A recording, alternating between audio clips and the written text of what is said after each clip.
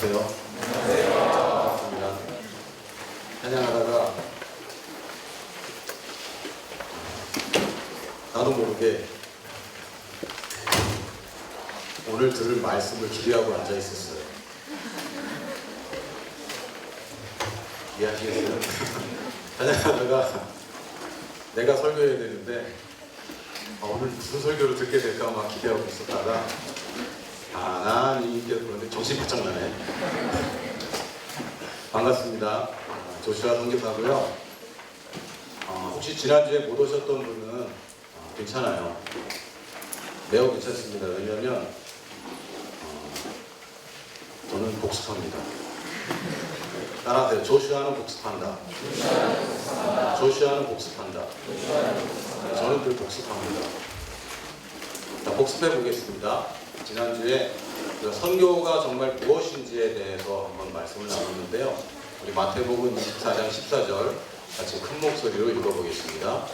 이 천국 복음이 다시 NG 마태복음 24장 14절 큰 목소리로 읽어보겠습니다. 이 천국 복음이 모든 민족에게 증언되기 위하여 온 세상에 전파되리니 그제야 끝이 오리라. 모든 민족에게까지 이 천국 복음이 증거되면 물론 그러기 위해서 온 세계로 전파되어야 되겠죠. 한 군데에서만 전파된다면 모든 민족이 들을 수 없어요. 그래서 끝까지 땅 끝까지 모든 열방에게 모든 민족에게 복음이 증언될 때 예수님이 다시 오시겠다고 말씀하셨어요. 그제야 끝이 오리라. 마지막 때에 여러 현상들이 있지만 지진이 나고 사람들이 죽어가고 전쟁이 나고 이상한 일들이 벌어져도 끝은 오지 않습니다. 언제 오냐면 모든 민족에게 이 천국 복음이 증언되면 그제야 끝이 오고 끝이 올 때에 신랑이신 예수님이 이 땅에 재림할 수 있고 예수님이 오실 때 다시 오실 때 새하늘과 새 땅이 임해서 이제 드디어 마지막 영원한 그리고 온전한 예배를 모든 민족이 모든 언어로 예배를 드리게 될 겁니다. 그 자리에 우리가 있을 거예요. 가기 싫어요? 예배가 너무 길 것 같아? 영원한 예배예요. 잘 생각하세요. 끝나지 않아. 계속 찬양하는 거야. 신나죠? 재미있는 것은 지치지 않아요. 지루하지 않아요. 그 영원한 예배에 여러분이 그 자리에 있을 겁니다. 아멘. 우리만 있을 것이 아니라 모든 민족이 그 자리에 있을 것이고 여러분이 사랑한 그 민족이 여러분 앞에 올 것입니다. 여러분이 한 번도 본 적 없지만 어디선가 책자에서 또는 기도책에서 본 그 민족 여러분이 이름을 부를 때 이 일은 너희들이 이루어라 하는 게 아니라 하나님이 이루시겠다고 약속하신 거예요. 예수님 다시 오신다고 했습니까? 네, 다시 온다고 했어요. 분명히 오십니다. 내가 안 해도 예수님 오세요. 내가 선교를 하지 않아도 예수님은 분명히 오십니다. 왜? 약속했습니다. 이 일은 곧 벌어질 일이고 이 일에 동참하는 것은 우리가 큰 기회를 잡는 것입니다. 그러므로 선교라고 하는 것은 이 마태복음 24장을 14절을 이루어지도록 하는 모든 행위와 노력들, 모든 시도들, 모든 기도 이것이 다 선교입니다. 이 일에 동참하는 것은 축복이고 기회이지 여러분을 어렵게 하는 게 아니에요. 두고 봐. 정말 마지막 예배 때 만날 거 아니야. 그때는 내 본명이 밝혀질 거예요. 내 가명이야 조슈아. 심지어 조씨도 아니야. 그때 되면 우리가 낱낱이 속속들이 우리 정말 있는 그대로 가장 아름다운 모습을 만날 텐데 그때 당신 말이 맞았어요 라고 할 거예요. 이것은 하나님의 말씀이고 하나님의 의지이고 하나님의 애정입니다. 모든 민족을 구원하시겠다고 하는 그리고 속히 오시겠다고 하는 이 땅의 비극을 지옥 가는 영혼들을 더 이상 지옥에 보내지 않겠다는 아버지의 의지입니다. 그것이 선교예요. 자, 성경을 요약해 드립니다. 이건 누가 한 얘기죠? 저자가. 본인이. 말씀이 육신되어 오신 그분이 말씀을 얘기해 줬어요. 누가복음 24장 44절에서 49절에 보니까 또 이르시되 내가 너희와 함께 있을 때에 너희에게 말한 바 곧 모세의 율법, 이건 모세의 오경을 얘기하는 겁니다. 선지자의 글과, 이건 모든 선지서들, 그리고 시편, 이거는 시가서, 구약 전체죠. 나를 가리켜 기록된 모든 것이 이루어져야 하리라. 이것도 약속이고 이 약속은 이루어진다. 그게 이거야 라고 하시고, 이에 그들의 마음을 열어 성경을 깨닫게 하시고, 지금까지 못 깨달았대.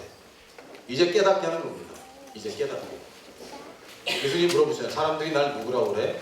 아, 세례 요한이요, 뭐 선지자요 이러는데, 야 그럼 너는 누구라고 하니? 베드로가 대답합니다. 주는 그리스도시요 살아계신 하나님의 아들이십니다. 그랬더니, 야 네가 어떻게 알았니? 이걸 알게 하신 분은 네가 아니야. 하나님이 가르쳐줘서 아는 거야.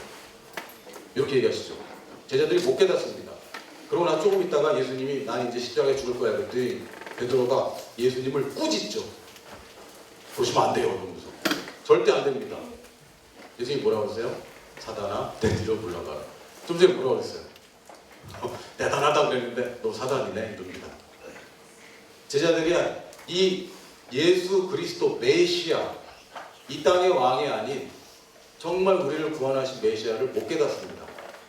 그런데 이제 부활하시고 예수님이 깨닫게 하시고 마음을 열어 성경을 깨닫게 하시고 이르시되 이같이 그리스도가 고난을 받고. 그럼 고난을 왜 받죠? 예수님이 왜 받았을까요? 우리는 그냥 죄만 짊어지기 위해서 고난을 받았을까요? 여러분 사형수 만나본 적 없죠? 사형수들은 자기가 언제 사형당하는지 모릅니다. 안 가르쳐줘요. 안 알려줘요. 안 알려줘요. 그런데 어느 날 아침에 음식이 잘 나와. 그럼 그날이야. 평소와 똑같아요. 근데 음식이 잘 나와. 단수가 갑자기 친절해. 이런 그날이에요. 예수님은 사형수였는데 채찍에 맞습니다. 왜 맞죠? 원래는 안 맞아야 정상 아니에요? 사형수인데 죽을 사람을, 그것도 십자가에 매달아서 죽을 때까지 매달아놓는 그 사람을 왜 채찍으로 죽기 직전까지 또 때립니까? 아무 이유가 없어요. 그거 이상한 일입니다. 상식적이지 않아요. 그래서 성경에는 뭐라고 되어 있습니까? 그가 채찍에 맞음으로 너희가 나음을 얻었다라고 얘기합니다. 이사야서에 분명히 명시된 그 말이 이루어졌다라고 얘기합니다. 예수님이 채찍에 일부러 맞고 그것은 예정된 일이었고 약속된 일이었고 대본대로 예수님이 채찍에 맞는데 그 이유는 우리의 질병으로, 우리가 질병에서 해방되기 위해서 채찍에 맞으십니다. 예수님 위에 빨가 벗겨지죠. 십자가에 매달린 예수님 팬티 없습니다. 빨가 벗겨져서 수치를 당하죠. 왜요? 너희가 다시는 수치당하지 않도록. 예수님이 빨가 벗겨집니다. 왜요? 가난케 됩니다. 왜? 너희로 부욕해 하기 위해서. 그래서 꼭 고난받았다는 얘기를 꼭 합니다. 고난에는 의미가 있어요. 예수님의 고난에는 우리 대신 당한 이 땅의 저주를 의미합니다. 예수님이 대신 당했습니다. 그럼 대신 당했으면 또 우리가 당하면 맞아요? 틀려요? 틀리죠. 나랑 같이 밥을 먹었어. 내가 돈을 냈어. 또 돈 내요? 안 내요? 안 내죠. 또 돈 내는 건 왜 그러죠? 내가 사주는 밥이 기분 나쁜 거지. 얻어먹기 싫은 거지. 맞아요? 그러면 안 되는 거예요. 어른이 사주면 감사하게 먹어야 돼요. 예수님이 구태여 일부러 고난을 당했다면 우리는 거기서 속량받은 겁니다. 대가를 지불했다면 우리가 더 이상 대가를 지불할 필요가 없어요. 자, 계속 제3일에 죽은 자 가운데서 살아날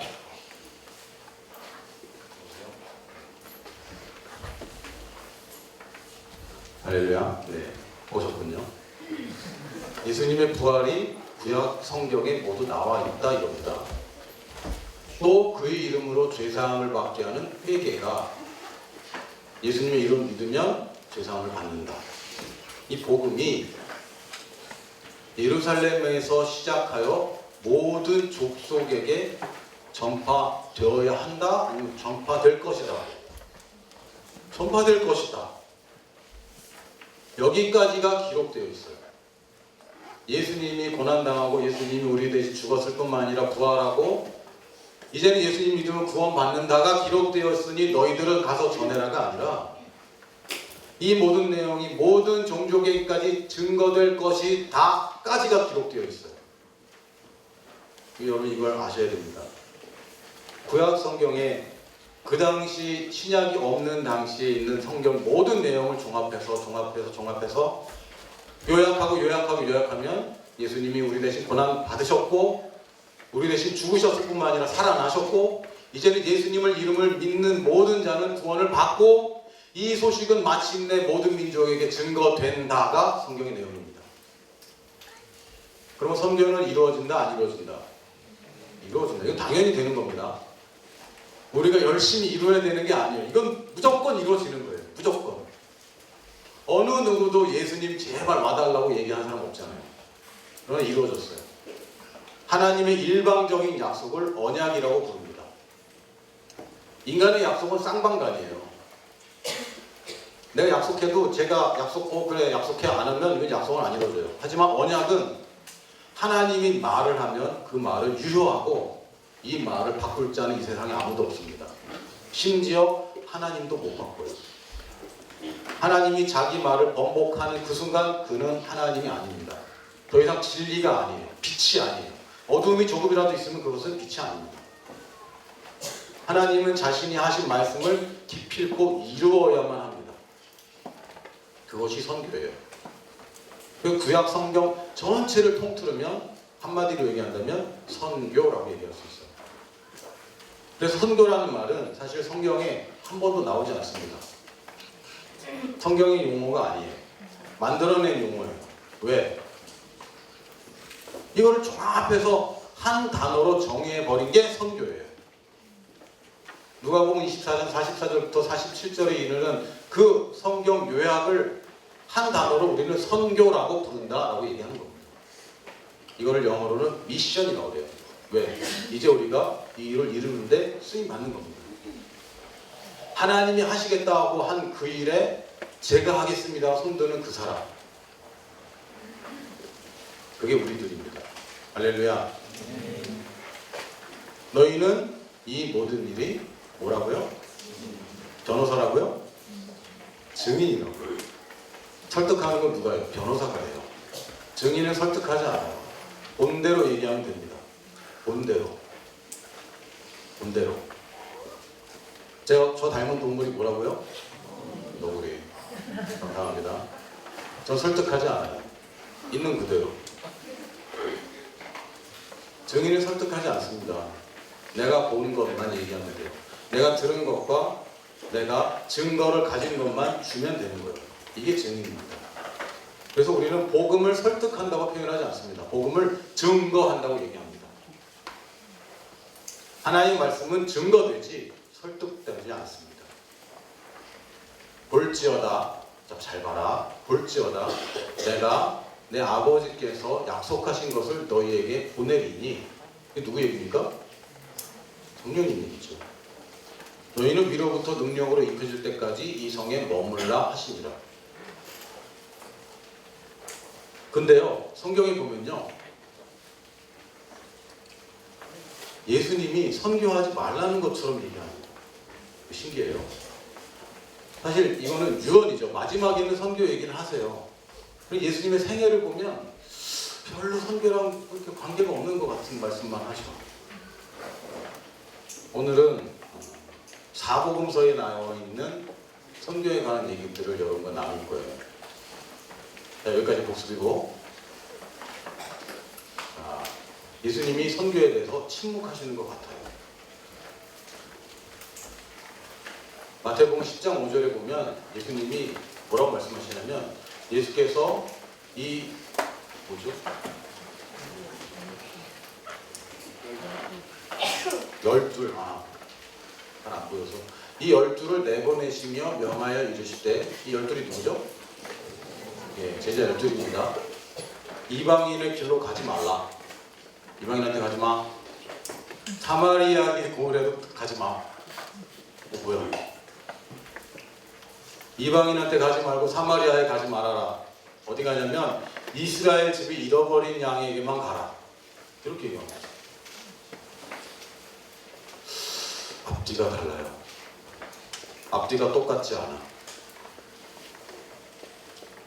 왜 이러실까? 왜 이러실까요? 자, 심지어 이방인을 비하하는 발언을 합니다. 뭐라고 하시냐면, 그 수로보니게 여인이 자기 딸을 고쳐달라고, 예수님이 뭐라고 하시냐면, 자녀의 떡을 취하여 개들에게 던짐이 마땅하지 아니하니라. 오, 개라고 얘기하는 거죠. 개라고. 너는 이방 여자고 개야 라고 얘기합니다. 제가 흉내낸 성경 아니에요. 여러분 알죠? 맞지? 예수님이 그렇게 얘기하셨어요.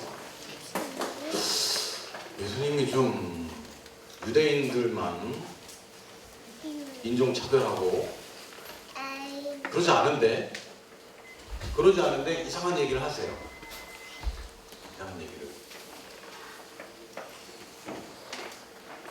왜냐하면요, 아직 때가 이르지 않았기 때문에. 아직 때가 이르지 않았기 때문에. 이 말씀은 사마리아 여자한테, 우물가의 여자한테 하신 말씀입니다. 예수께서 이르시되, 여자여 내 말을 믿으라. 이 산에서도 말고 예루살렘에서도 말고 너희가 아버지께 예배할 때가 이르니라. 이 여자가 뭘 얘기했죠? 스토리 좀 얘기해볼까요? 예수님이 사마리아를 갑니다. 제자들 보고 가지 말라 해놓고 저기는 가요. 가서 밥 좀 구해와 시켜놓고 우물가에 앉아서 기다립니다. 한 여자가 와요. 물 깃는 시간이 아니야. 사람들이 붐비지 않을 때, 아무도 물 기르러 오지 않을 때 이 여자가 옵니다. 여러분, 물 언제 기를까요? 응? 여러분, 언제 물을 써야 돼? 여기 수도가 없어. 물을 길어야 돼. 언제 길어야 될까요? 아침 일찍 길어야 됩니다. 아침 일찍. 낮에는 기를 일이 있어요, 없어요? 없어요. 근데 이 여자는 이상하게 낮에 물을 기르러 가요. 땡볕에. 뭔가 사연이 있는 여자예요. 근데 예수님이 뭐라고 하시냐면, 이거 봐, 내가 널 도와줄게. 이러지 않아요. 예수님의 접근 방식이 참 특이합니다. 도와줘. 따라해봐요. 도와줘. 도와줘. 여러분, 전도할 때 혹은 선교지에서 착각하는 경우가 있어요. 내가 이 사람을 도와주면 내가 이 사람의 마음을 사서 설득할 수 있을 것이다 라고 착각합니다. 그렇지 않아요. 차라리 도와달라고 하세요. 특히 선교지에 여러분 선교여행 가면 현지에 있는 친구나 현지에 있는 어른들한테 도와줘라고 얘기하세요. 그럴 때 마음을 열어줍니다. 사람은요, 착한 사람은 도와줄 때 기뻐요. 맞아요? 그리고 도와달라고 하는 사람한테 관심이 있고 도와달라고 하는 사람을 집으로까지 초대합니다. 정말 해보면 특히 외국에서는 너 우리 집에 놀러 올래? 안 와요. 나 너희 집 가고 싶어. 나 도와줘. 그럼 초대해줍니다. 예수님은 굉장히 탁월해요. 전략이. 물 좀 줘. 이럽니다. 물 좀 주세요. 이럽니다. 그 여자한테. 그랬더니 이 여자가 깜짝 놀라죠. 유대인 중에 어느 누구도 자기한테 도와달라는 사람이 없는데 이 남자가 나한테 도와달라고. 물어봅니다. 왜 그러세요? 유대인들이 나랑 얘기 안 하는데 왜 그러세요? 예수님이 또 엉뚱한 소리를 해요. 남편 데려와. 여자 얘기하죠. 그 남편이 없어요. 맞아. 네가 남편이 5 있었는데 다 남편 아니고 지금 사는 사람도 남편이 아니네.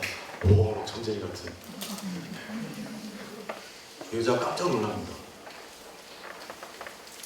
자, 누군가 여러분이 굉장히 고민하고 문제가 있어. 내 인생은 망가졌어. 내 인생은 더 이상 회복될 수가 없어. 결혼을 5번은 다 실패하고 8번째도 지금도 아니야.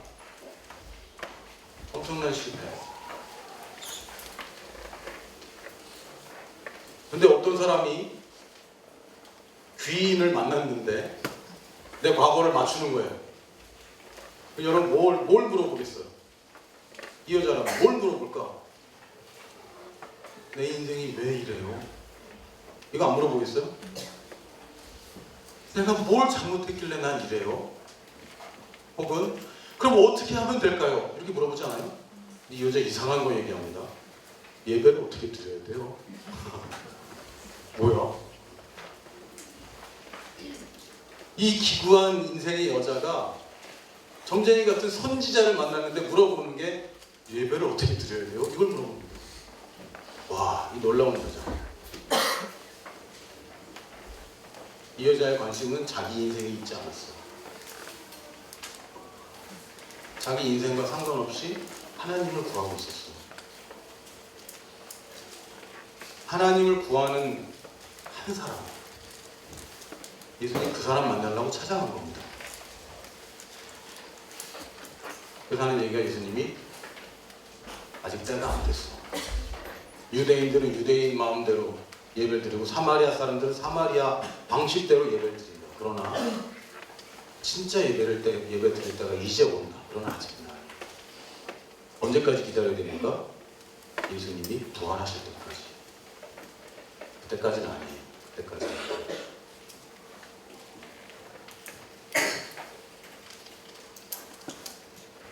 창세기 12장 1절에서 3절은 아주 유명하고 여러분 한 번쯤은 들어봤을 구절입니다. 이건 하나님께서 아브라함에게 직접 말하신 말씀이에요. 언약을 하셨어요. 약속한 게 아닙니다. 아브라함의 동의를 구하지 않고 갑자기 나타나서 그냥 단도직입적으로 얘기하셨어요. 이 구절을 전에 다른 데서 나눴는데 어떤 젊은 청년이 저한테 그러더라고요. 저도 아브라함처럼 하나님이 직접 나타나거나 귀에 크게 들리는 음성을 들으면 저도 믿음으로 잘할 수 있을 것 같아요.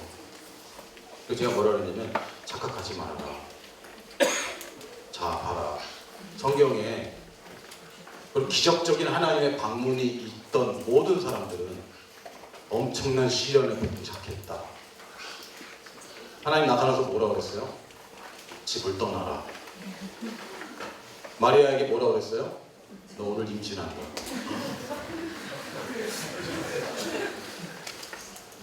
어마어마한 무시무시야. 안 듣는 게 평안히 사는 거야. 듣지 말라는 얘기가 아닙니다. 그러나 이런 거는 기대하고 그런 게 아니에요. 맞습니까? 하나님은 말씀으로 말씀하시고 또 우리 가운데 세미한 음성으로 감동을 주십니다. 성령님 우리 안에 계세요. 그 성령님 우리의 영 가운데 말씀하세요. 귀에 들리는 음성을 들으면 내 인생에 큰 변동이 있겠구나 여기시면 돼요. 별로 안 위험하면 제가 조심해 이렇게 얘기합니다. 정말 위험하면 어떻게 하죠? 조심해 이렇게 얘기합니다. 크게. 하나님이 크게 얘기할 때는 조심해야 돼요. 어느 날 아브라함에게 변괴가 여호와께서 아브라함에게 이르시되 다짜고짜 너는 너의 고향과 친척과 아버지의 집을 떠나라. 무시무시한 일입니다. 무시무시한 일. 오늘 밤에 자고 있는데 꿈에 하나님이 나타나서 너는 떠나라. 네? 어디를요? 이라크. 그렇죠. 그럼 시리아. 그거 위험하잖아요. 여러분 생각할 때 위험하잖아요. 아브라함 시대는요 더 위험했어요. 겁이 없었어요. 돈 있으면 힘센 사람이 힘센 집단이 죽이고 뺏는 거예요. 그냥 그런 시대에 법이 없어요. 모세의 율법이 있어요, 없어요? 없어요. 세상에 법이 없는 시대예요. 근데 오직 믿을 거는 우리 친척들 아닙니까? 우리 피부치들밖에 믿을 수가 없어요. 친하게 지냈다고? 어느 날 얘가 위기게 당하면 날 죽일 수도 있어요. 날 팔아먹을 수도 있어요. 근데 그걸 떠나라고 하는 거야. 이거 무시무시한 얘기죠, 사실. 근데 내가 내게 보여줄 땅으로 가래. 그것도 어딘지 얘기도 안 해줘. 준비도 할 수가 없어요. 100% 하나님을 믿을 수밖에 없는 상황. 아브라함이 떠납니다. 내가 너로 큰 민족을 이루고 내게 복을 주어 내 이름을 창대하게 하리니 너는 복이 될지라. 너를 축복하는 자에게는 내가 복을 내리고 너를 저주하는 자에게는 내가 저주하리니 땅의 모든 족속이. 와우. 모든 족속 나오면 이거 선교 얘기네. 와우. 너로 말미암아 복을 얻을 것이라 하신지라. 근데요, 이런 말씀을 들으면 부담스럽습니다. 떠나라니 뭘 하라고 그러는데 힘들어요. 근데 잘 볼게요. 여호와께서 아브라함이 계실 때 너는 너의 고향과 친척과 아버지의 집을 떠나. 네가 지금 안주하는 거는 버려야 돼. 네 생각과 계획을 버려. 내가 더 좋은 거를 줄 텐데 네가 그거 붙잡고 있으면 내가 좋은 것을 줄 수가 없어. 그러면서 말씀하십니다. 내가 내게 보여줄 땅으로 가라. 주어가 누구예요? 주어가? 아니 네가만 아니잖아. 주어가 누구예요? 하나님이에요. 야훼, I am. 야훼가 뜻이 I am이죠. 뭐 한국말로 스스로 계신 분, 스스로 있는 자 이렇게 번역을 하는데 번역을 할 수가 없어. I am. 우리나라 말에는 비동사가 없어요. 나는 이다. 뭐야 이렇게. 이상하잖아. 근데 어떻게 할 방법이 없어. 이름이 없어. 저희 집에 애들이 1, 2, 3, 4, 5까지 있습니다. 아들, 딸. 제가 애들 이름 다 지었어요. 왜? 아버지가. 애들이 저한테 이름 짓는 게 아니죠. 맞아요? 누가 짓죠? 내 권위자가, 내 책임자가, 나를 만드신 분이 짓는 거예요. 근데 하나님은 누가 지어줘? 지울 수가 없어. 그러니까 I am. 나는 이다. 그러니까 야훼 그러면요, 나는 이런 뜻입니다. 나는, 내가, 이 얘기는요, 야훼가, 하나님이 강력한 얘기입니다. 성경에서 구약에서 내가, 하나님이 내가 그러면 이거 굉장히 강력한 얘기입니다. 야훼가 이런 뜻이에요. 누가 보여준다고? 하나님이 보여준다고. 우리가 비전을 자꾸 찾으려고 그러는데요, 비전은 내가 보고 싶은 걸 보는 게 비전이 아닙니다. 하나님이 보여줘야 비전을 발견하는 거예요. 맞죠? 비전은 내가 보는 게 아니에요. 보여지는 겁니다. 하나님이 보여주실 때 그때 내가 깨닫게 되는 겁니다. 이것이 나의 것이구나 하고. 아브라함도 아직 몰라요. 어디로 갈지 몰라고 이 땅인가 저 땅인가 계속 헤매지만 하나님이 드디어 보여주는, 그냥 보이는 게 아니라 하나님이 보여주는 그 땅에 갔을 때 발견하게 됩니다. 그게 비전이에요. 비전은 누가 보여준다? 야훼 하나님이 보여준다. 내가 찾는 게 아닙니다. 하나님 약속합니다. 이건 언약이기 때문에 아브라함과 상관없어요. 근데 네가 거기 있으면 못 보여줘. 네가 거기 있으면 나라가 될 수 없어. 네가 거기 있으면 나만 온전히 따라올 수 없어. 갈대아 우르에서 무상 숭배하다가 너는 살다가 죽을 것이다. 내가 너를 건져내고 싶다. 이 얘기입니다. 내가 너에게 가장 좋은 걸 준비했으니까 와라. 이 얘기입니다. 여러분 뷔페 가봤어요?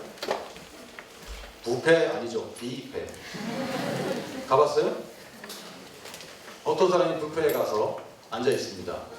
저기요, 잡채부터 삽니다. 무슨 일이 벌어질까요?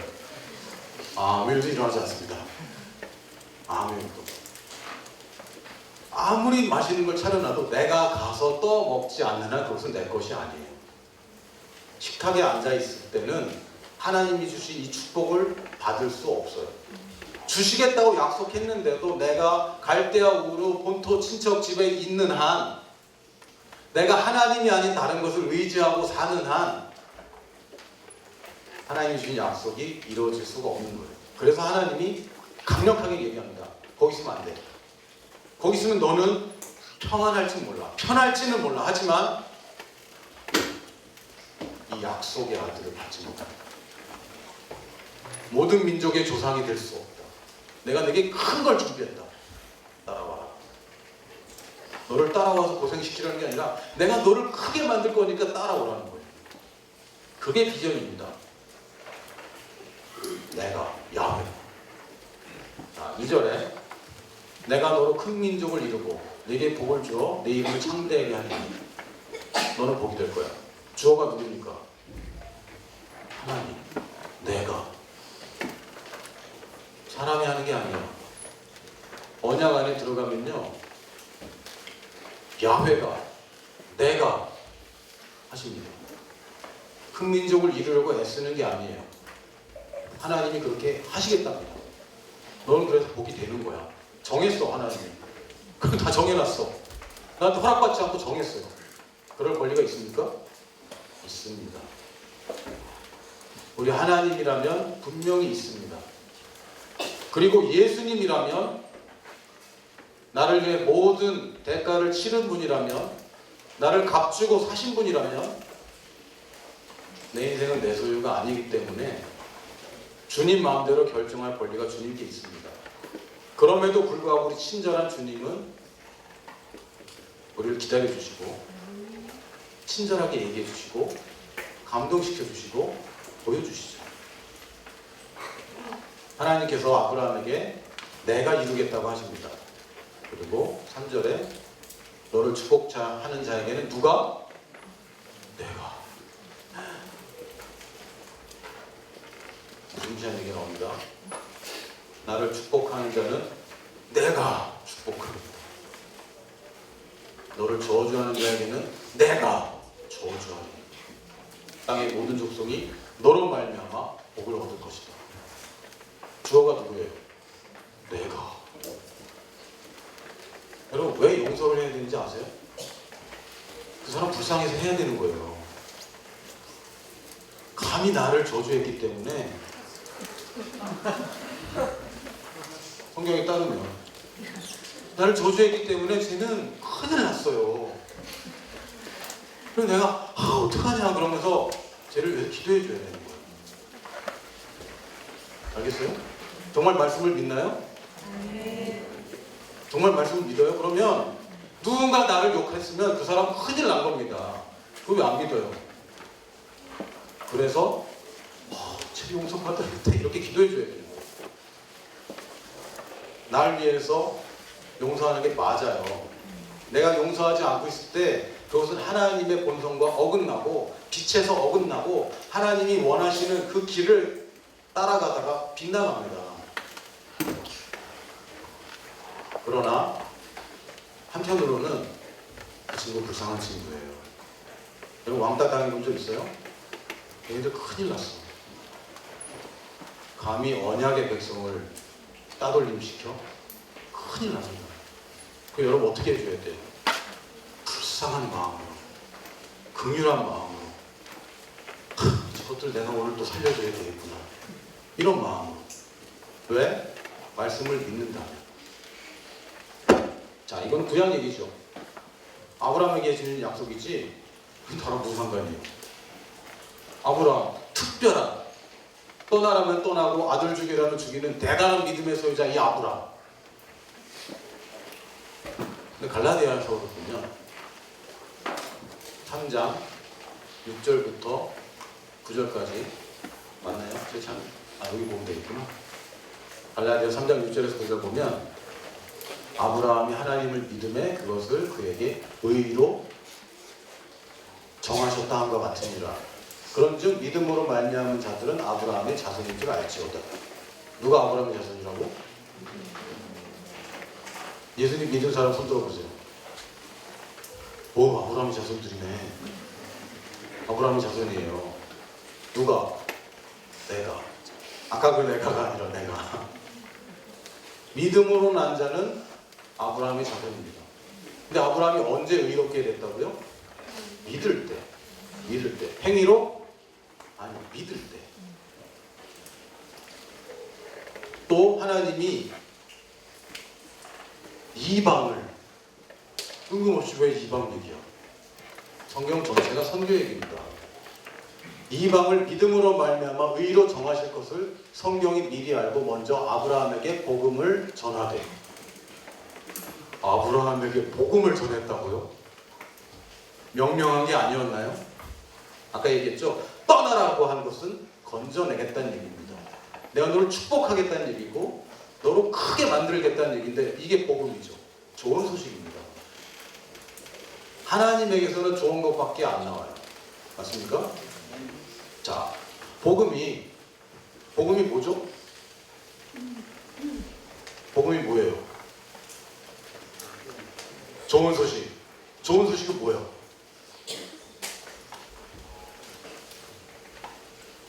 틀릴까봐 그런지 다 아는데 제가 한번 질문해봤어요. 복음이 뭐예요? 그랬더니 좋은 소식? 좋은 소식은 뭐예요? 하나님 말씀? 하나님 말씀은 뭘까요? 복음? 내용이 없이 뱅뱅 도는 거죠. 자, 뭐 오늘 복음학교가 아니니까 복음은 본질적으로 좋은 소식이에요. 맞죠? 제가 어저께 로또 맞았어요. 진짜는 아니야. 제가 어저께 로또에 맞았어요. 이거 좋은 소식이에요? 그냥 소식이에요? 좋은 소식이야? 아니야. 난 안 줄 건데. 여러분에게 좋은 소식이 아닌데 소식이지. 그냥 소식이에요. 아이폰 6가 대박 났어요. 그래서 뭐 어쩌라고. 그게 소식이죠. 좋은 소식은 누구에게 좋은 소식입니까? 말하는 사람에게? 듣는 나에게. 하나님 말씀이 복음이 맞다면 하나님의 입에서 나오는 모든 말씀은 듣는 나에게 좋은 소식이라 맞지 말하는 자에게 좋은 소식은 좋은 소식이 아닙니다. 생각해보세요. 앵커가 뉴스를 전하다가 막 웃어. 왜 그래? 어저께 로또 맞았다고. 시청자 여러분 부럽죠? 뉴스를 마치겠습니다. 그럼 빡치는 거죠. 좋은 소식이 아니에요. 나쁜 소식이야. 기분 나빠. 옛말에 그런 거죠. 사촌이 사촌이 땅을 사면 배가. 네. 말 조심하겠습니다. 빡치다니요. 죄송해요. 그런데 내가 여러분에게 나눠줄 거예요. 이러면 좋은 소식이에요. 그렇죠? 듣는 나에게 좋은 겁니다. 또는 혹시 여기 뭐 하버드 갈 사람 있어요? 왜 웃어?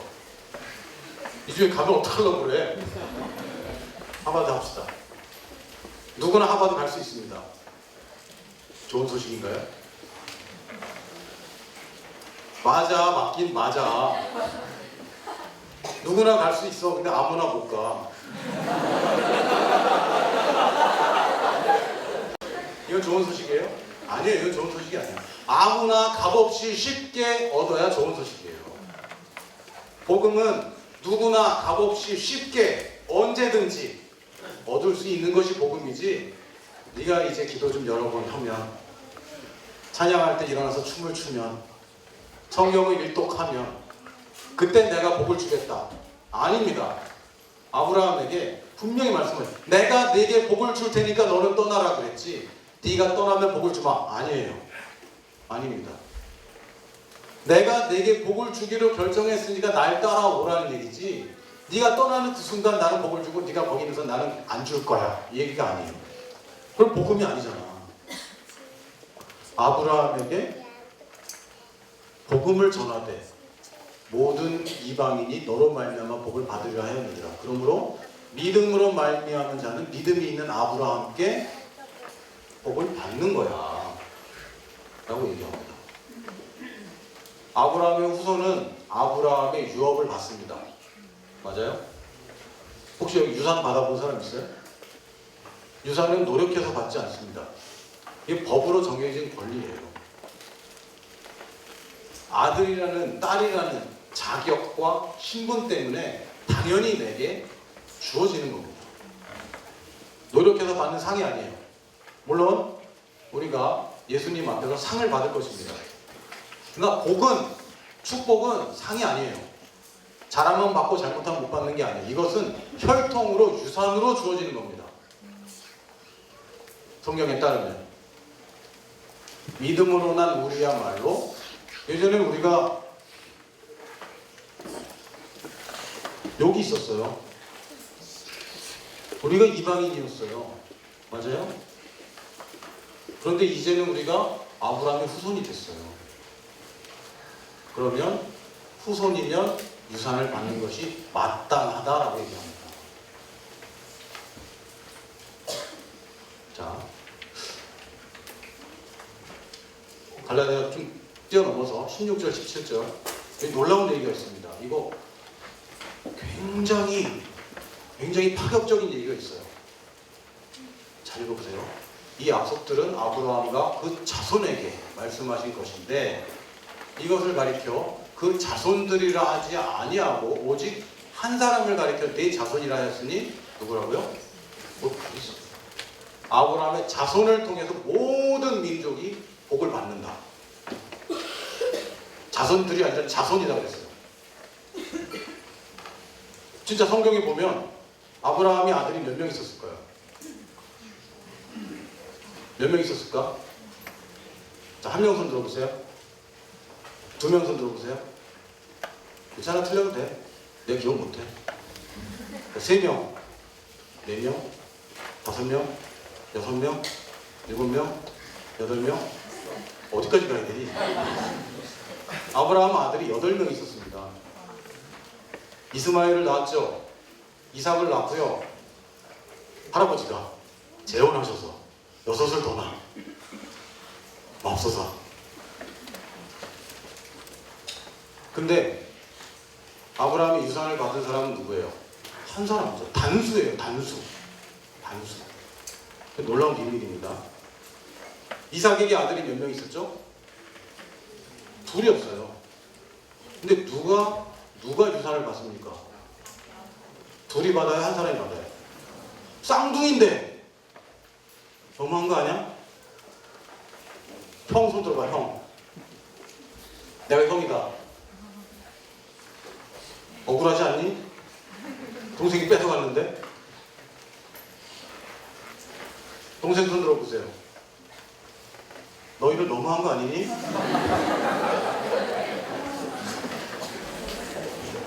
둘이 쌍둥이인데 갈라주지. 하나만 줍니다. 하나만. 이 자손 개념은요, 마태복음 1장에 누가 누굴 낳고 누가 누굴 낳고 누가 누굴 낳고 누가 누굴 낳고 쫙 있잖아요. 거기에 설명됩니다. 그 라인. 한 명으로 그리스도까지 오는 그 라인이 언약의 백성, 언약의 자손이에요. 나머지는 아브라함의, 다 아브라함의 후손이죠. 그러나 정말 하나님이 약속을 맺은 그 자손, 단수, 그리스도까지 오는 그 단수 자손들, 단수라면서요. 그대의 단수들, 한 사람이 아브라함의 유산을 물려받는 겁니다. 언제까지? 그리스도까지.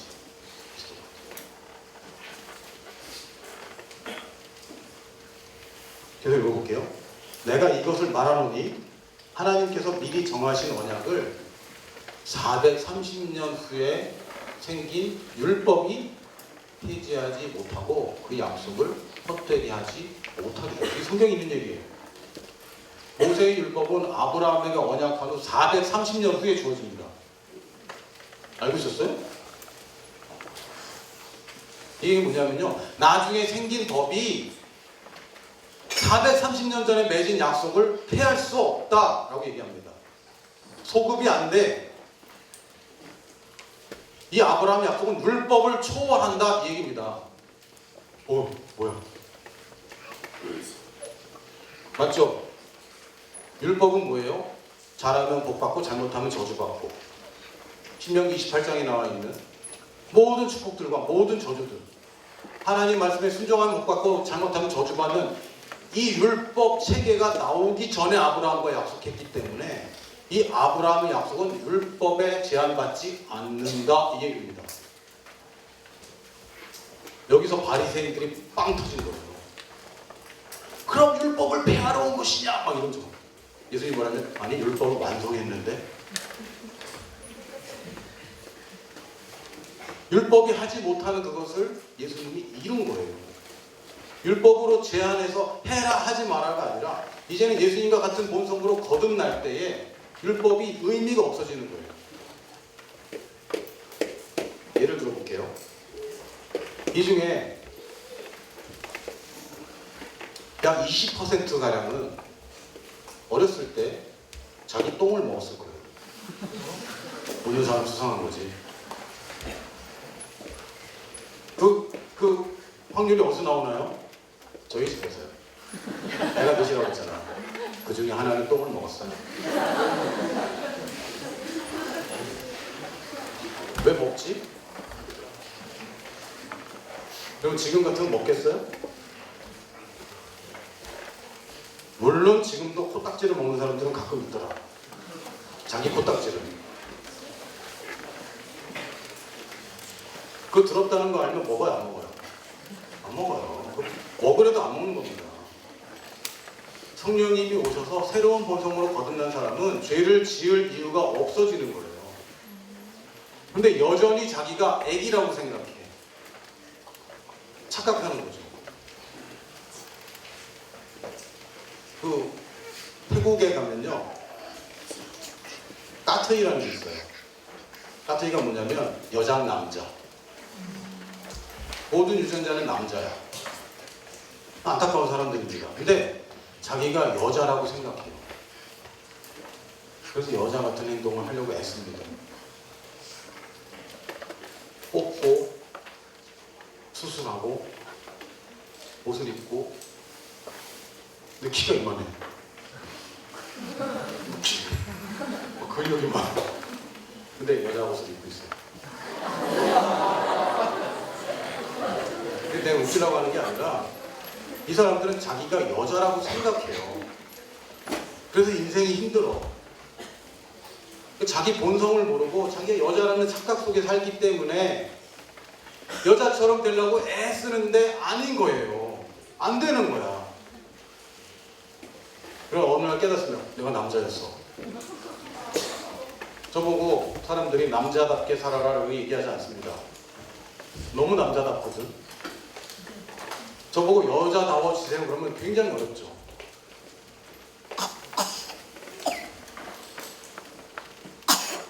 우리는 그리스도인은, 아브라함의 후손은 더 이상 율법에 제한받을 이유가 없어지는 거예요. 여러분에게 똥을 먹지 마라라고 얘기할 필요가 없어지는 거예요. 근데 왜 여전히 자꾸 죄가 그렇게 달콤하게 느껴지죠? 자기가 누군지 몰라 아직도. 내가 어떤 사람인지 잘 몰라서 그래요. 내가 어떤 사람인지 잘 몰라서. 내 앞에 남아있는 위협이 얼마나 위대한 것이고 내가 그 일을 이루는 얼마나 대단한 사람인지 몰라. 그래서 그러는 거예요. 예전에 어떤 명화를 어떤 할머니가 보수하겠다고 그렸는데 대충 얘기하면 모든 그림은 르누아르인데 얼굴만 피카소야. 그 할머니가 얼굴을 보수했어요. 왜? 이 그림이 얼마나 대단한 그림인지 모르기 때문에 건드리는 겁니다. 여러분 스스로의 가치를 알게 되면요, 그거 함부로 할 수 없어요. 제가 지난주에 얘기했나요? 완벽한 샤워한 얘기? 했어요? 안 했어요? 몰라? 내가 완벽한 샤워를 한 번 한 적 있어요. 좀 가끔 하잖아요. 자주 하진 않잖아. 때밀이 타올로 새로 쓰던 건 안 돼요. 새로 사야 돼요. 쓰던 걸 다시 쓰면 그건 완벽하지 않아요. 비누도 새 걸로 해야 돼요. 완벽하니까. 새 때밀이 타올로 모든 틈새를 깨끗이 닦습니다. 피가 나기 직전까지. 너무 깨끗해. 그래서 한 적 없구나. 평소에 그렇게 하면 안 돼요. 평소에 그렇게 하면 피부 상합니다. 그러나 내 변명하는 게 아니야. 평소에 샤워하거든. 근데 완벽하게 하진 않아요. 근데 그날은 피해를 받아갖고 완벽한 샤워를 했어요. 그래서 너무 만족스러운 거야. 너무 만족스러워서 기분이 너무 좋다. 그리고 딱 나왔어요. 근데 우리 아내가, 우리 아내는 아니지, 내 아내가 큰일 날 뻔했네. 내 아내가 여보 음식물 쓰레기 좀 버리고 와주세요. 그게 뭐라고 그랬겠어요? 여보 지금은 안 돼. 지금은 안 돼. 어제도 되고 내일도 돼. 근데 지금은 안 돼. 지금은 내가 너무 깨끗해. 그래서 음식물 쓰레기 냄새가 나를 접촉하는 것도 싫어. 그런 거예요. 여러분 좀 비싼 운동화 사봤어요? 방 안에 쓰시잖아. 아니야? 방 안에 쓰시잖아요. 그리고 일단 돌아다녀 봐야 되잖아. 밖에 나가면 더러워지니까. 며칠 있다가 신고 나가지 않아요? 밟히면 그날로 막 그 상심해서. 여러분 존재 자체는 예수님이 피값 주고 산 존재이기 때문에 운동화보다 훨씬 비싸요. 왜 복음이 공짜인지 아세요? 싸구려라서 공짜가 아닙니다. 어느 누구도 그 값을 지불할 수 없기 때문에 공짜로 줄 수밖에 없어요. 값을 매길 수가 없어요. 그게 나야. 여러분이 그래요. 근데 왜 그걸 안다면 내가 왜 더러운 걸 만져요? 안 만집니다. 더러운 걸 만지려고 안 만지려고 이건 왜 그래요? 자기가 누군지 잘 몰라요. 복음을 잘 몰라서 그래요. 다시 한번. 율법은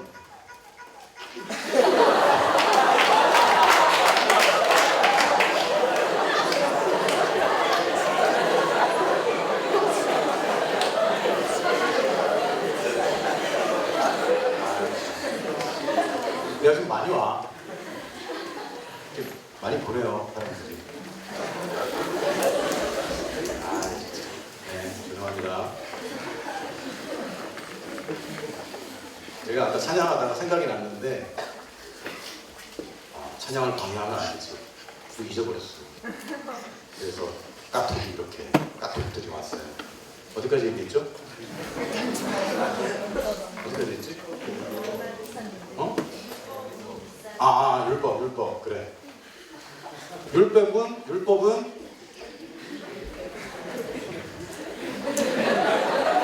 내가 당황해서 그래. 너 같은 건 당황스럽지 않겠니? 일단 철판을 깔고 내가 이것을 말하노니 하나님께서 미리 정하신 언약을 아브라함의 후손은 복 주겠다. 조건이 있어요, 없어요? 없어요. 나중에 율법이 주어질 때야 조건이 붙어요. 맞죠? 네가 이렇게 하면 내가 너와 한평생 함께 하겠다. 이 조건은 율법에 붙는 거지 아브라함의 축복은 조건이 없어요. 일방적인 언약입니다. 미리 정하신 누가? 하나님께서 언약을 430년 후에 생긴 율법이 폐기하지 못하고 그 약속을 헛되게 하지 못하리라. 이걸 모르면 구약성경이 이해가 안 됩니다. 다윗이 뭘 먹었는지 아세요? 진설병을 먹었어요. 죽어야 돼. 감히 하나님께 바친 떡을 먹어? 왜 먹었죠? 배고파서. 이런. 하나님이 뭐라고 그래요? 안 그래요. 안 그래요. 뭐야? 왜 이래? 아브라함이 부인을 팔죠. 아브라함 부인 너무 예뻐. 그래서 자기가 한 나라로 들어가는데 왕이 탐낼 것 같으니까 부인을 부릅니다. 저기 미인데 오빠라고 그래? 그거 물어보면 남편이라고 하지 말고 오빠라고 그래. 그래서 오빠라고 그러죠. 왕이 부인을 데려가서 아내로 삼으려고 하는데 하나님이 왕한테 너 건드리면 죽어. 약속했잖아요. 하나님이. 약속했어요? 안 했어요? 너를 저주하는 자에게 내가 저주하겠다. 약속했죠? 너 큰일 나. 경고합니다. 그래서 왕 깜짝 놀라갖고 아브라함 찾아와서 너 어떻게 나한테 이렇게 속일 수가 있나? 난 죽을 뻔했다. 이러면서 뭐라 그래요? 선물 줄게. 이렇게 얘기합니다. 아브라함이 큰 부자가 돼요. 이게 뭐지? 이게 뭐죠? 아니, 부인을 배신했잖아요. 부인을. 여성 여러분, 어떻게 생각하십니까? 여러분이 믿는 남자친구가 밤길을 걷는데 오빠들 몇 명이서 껌을 씹으면서 나타났어요. 그림 좋은데 우리랑 좀 같이 놀지? 남자친구가 그러시죠?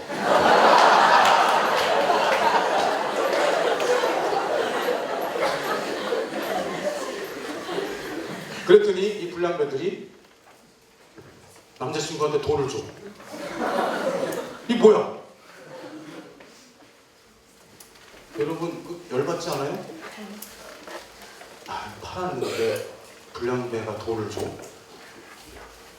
이게 뭐야? 아브라함은 율법의 저촉 받습니까? 안 받습니까? 안 받아요. 안 받아요. 이삭이 똑같은 짓을 합니다. 이삭도 자기 아내 보고 오빠라고 그래라. 오빠라고 그랬다가 아내를 뺏길 뻔하다가 하나님이 간섭해서 왜? 패턴이 똑같아. 이삭을 저주하면 네가 죽어. 어이구, 이삭, 너 나한테 이럴 수가 있어. 왜 거짓말했어? 선물 드릴게요. 그래서 부자가 됩니다. 율법과 전혀 상관없이 살게 돼요. 왜 다윗은 진설병을 먹고 안 죽었죠? 단수로 내려오는 그 언약의 자손이에요, 다윗이. 맞습니까? 예수님이 다윗의 후손으로 온 거고, 아브라함이 이삭에게, 이삭이 야곱에게, 야곱이 12아들, 그러나 유다에게 대대로 내려오는 딱 한 사람씩 받는 이 엄청난 비밀의 약속, 축복, 언약의 축복, 요걸 받고 오는 사람들은 법에서 제외되는 거예요. 놀랍지 않습니까? 놀랍습니다. 예수님도 뭐라 했어요? 내가 안식일의 주인이야. 안식일에 그걸 하면 안 되잖아요. 내가 안식일의 주인인데? 안식? 율법? 십계명? 나는 아니야. 나는 촉법이야, 촉법. 나는 면제야. 근데